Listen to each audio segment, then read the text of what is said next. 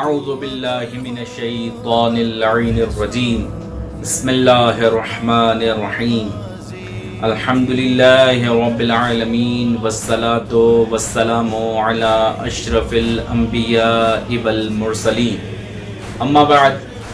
عزیزان گرامی قدر، روزانہ گفتگو ہو رہی ہے، تذکرہ ہو رہا ہے شہداء کا، کیونکہ یہ مہینہ شہادتوں کا مہینہ ہے. اور آج ہم جس شہید کے اوپر گفتگو کریں گے، آپ امام حسین علیہ السلام کے کاروان کے سالار، امام حسین علیہ السلام کے قافلے کے علم بردار حضرت عباس ابن علی علیہ السلام. عزیزان گرامی قدر، حضرت عباس علیہ السلام کا چہرہ مبارک مولا کائنات سے ملتا تھا اور کافی حد تک مشابہ تھے. صرف چہرے میں نہیں بلکہ آپ شجاعت میں بھی مولا کائنات کے جیسے ہی تھے اور ان کی طرح تلوار چلاتے تھے. لیکن جب روز عاشور آیا، 10 محرم کو امام حسین علیہ السلام کا کاروان جب کربلا پہنچا، 10 محرم کو جب کاروان کربلا میں تھا، جب سب شہید ہوتے چلے گئے تو امام حسین علیہ السلام اور امام حسین علیہ السلام کے علم بردار کربلا میں رہ گئے. حضرت عباس ایک دفعہ امام حسین علیہ السلام کے پاس آتے ہیں اور امام حسین علیہ السلام سے رخصت طلب فرماتے ہیں. عزیزان گرامی قدر، عرض کرتے ہیں کہ مولا مجھے رخصت چاہیے. امام فرماتے ہیں کہ عباس، اچھا اس سے پہلے امام ایک دفعہ دائیں طرف دیکھتے ہیں اور ایک دفعہ بائیں طرف دیکھ کر فرماتے ہیں کہ عباس تم میرے قافلے کے سالار ہو، میں تمہیں کیسے جانے دوں؟ تو جناب عباس فرماتے ہیں کہ مولا آپ کس قافلے کی، کس لشکر کی گفتگو فرما رہے ہیں، کس لشکر کے بارے میں فرما رہے ہیں جن میں سے اب کوئی بھی نہیں رہا. ایک اور روایت میں اس طرح ملتا ہے کہ امام حسین علیہ السلام نے جب جناب عباس کو جانے کی اجازت نہیں دی اور حضرت عباس اس کشمکش میں تھے کہ کس طرح میں مقتل کی طرف جاؤں اور امام حسین علیہ السلام کا دفاع کروں، لیکن امام حسین علیہ السلام نے اجازت نہیں دی. عزیزان گرامی قدر، یہ اطاعت ہے جناب عباس کی کہ اتنا شجاع انسان صرف امام کے ایک حکم کی وجہ سے خاموش ہے، ورنہ یزیدی فوج کے اندر اتنی طاقت نہیں تھی کہ عباس علمدار کا راستہ روک سکے. ابھی حضرت عباس علیہ السلام محو فکر تھے کہ جناب سکینہ سلام اللہ علیہا حضرت عباس کے پاس آتی ہیں اور فرماتی ہیں کہ چچا مجھے میرے دوستوں کے لیے اور علی اصغر کے لیے پانی چاہیے. روایت میں ملتا ہے کہ جناب عباس جناب سکینہ کو دیکھ کر گھٹنوں پر بیٹھ گئے اور کہا کہ سکینہ تم نے عباس کی مشکل آسان کر دی. جناب سکینہ سے حضرت عباس کہتے ہیں کہ سکینہ مجھے اپنے بابا سے اجازت لے کر دو تاکہ میں تمہارے لیے پانی لے کر آؤں. جناب سکینہ اور حضرت عباس امام حسین علیہ السلام کے پاس آتے ہیں اور امام حسین علیہ السلام سے جناب سکینہ کہتی ہیں کہ بابا میں نے اپنے دوستوں سے وعدہ کیا ہے کہ میں آپ سب کو پانی پلاؤں گی. بابا چچا کو جنگ کی اجازت دیجیے اور چچا کو مقتل جانے دیجیے تاکہ وہ ہمارے لیے نہر فرات سے پانی بھر کر لائیں. اب امام حسین علیہ السلام پہلے مرحلے میں جناب عباس کو اتنی اجازت دیتے ہیں کہ عباس میدان کارزار میں جاؤ لیکن اشقیاء کو سمجھا کر آؤ، لڑنا نہیں ہے. جناب عباس جب خیمے سے نکلتے ہیں اور اشقیاء کو سمجھاتے ہیں کہ دیکھو اللہ کا دین ہے، امام حسین یہاں تک آمادہ ہیں کہ اب تک جو ہوا سو ہوا، لیکن اللہ کے دین کی طرف آ جاؤ. حسین ابن علی یعنی امام کے خون سے اپنے ہاتھوں کو رنگین نہ کرو تو اللہ بڑا رحیم اور رحمان ہے. لیکن اشقیاء نے ایک بات بھی نہ سنی اور امام حسین علیہ السلام کے سپہ سالار جناب عباس واپس جب آئے، ایک مرتبہ پھر جناب سکینہ نے اصرار کیا کہ چچا میرا مشکیزہ بھر کے لائیے. اس دفعہ امام حسین علیہ السلام نے رخصت دی اور امام حسین علیہ السلام سے ودا کر حضرت عباس گھوڑے پہ سوار ہوئے. حضرت عباس کے ہاتھ میں علم ہے اور ایک ہاتھ میں جناب سکینہ کا مشکیزہ ہے۔ عزیزان گرامی قدر، اب یہ سلسلہ دیکھیے کہ ایک ہاتھ میں علم ہو اور ایک ہاتھ میں مشکیزہ ہو، عباس کس شان سے مقتل کی طرف جاتے ہیں۔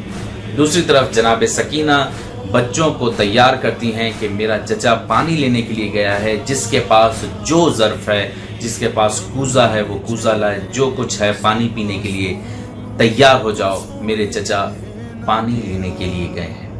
وہاں یزیدی فوج کو یہ پتہ چلتا ہے کہ عباس ابن علی مقتل کی طرف آ رہے ہیں۔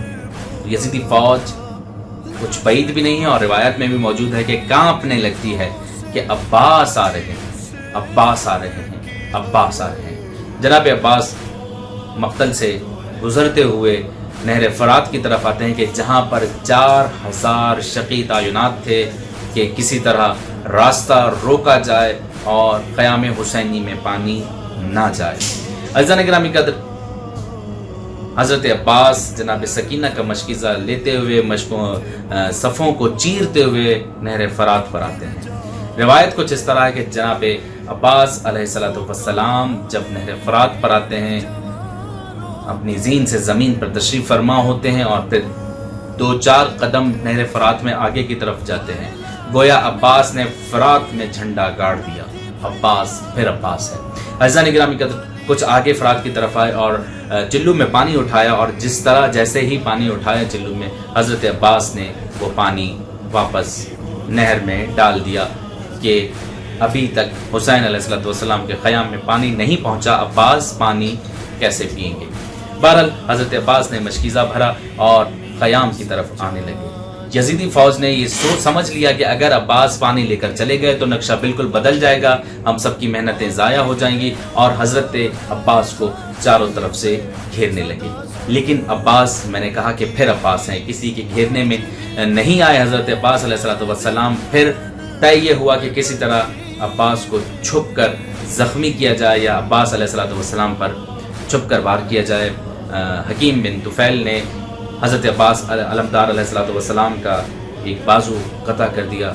حضرت عباس پھر بھی مشکیزہ لے کر خیام کی طرف جا رہے ہیں۔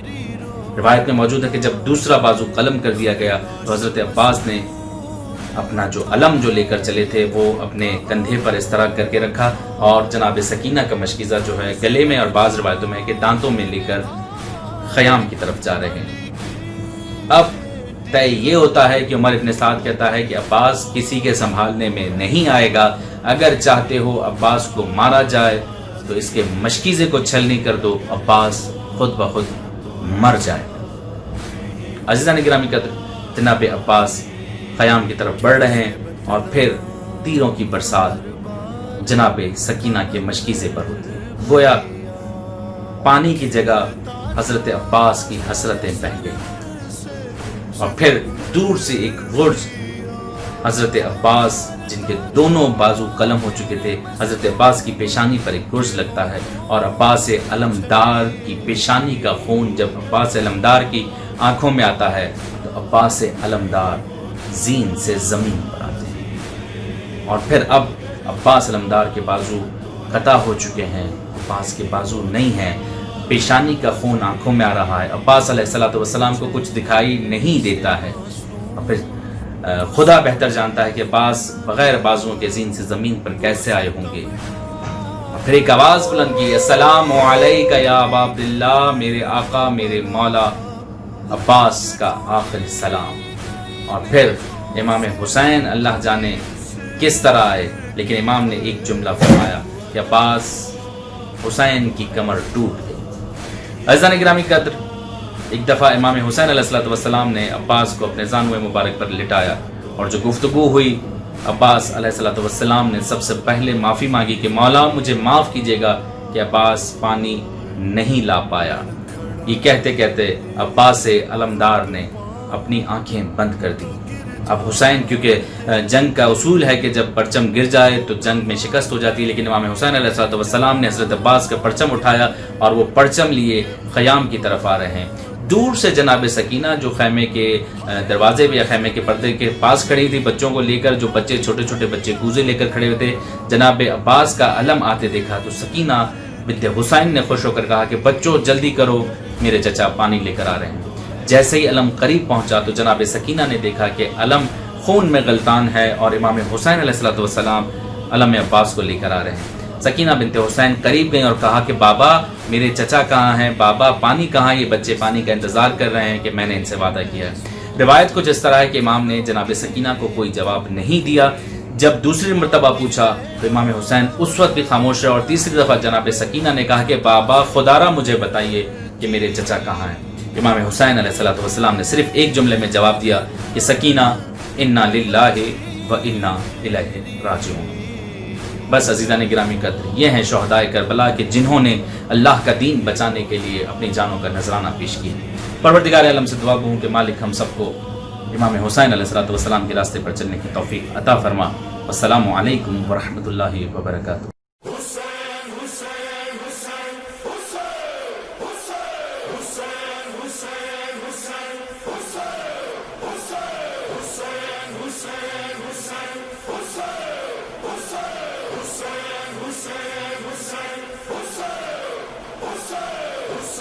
Hussein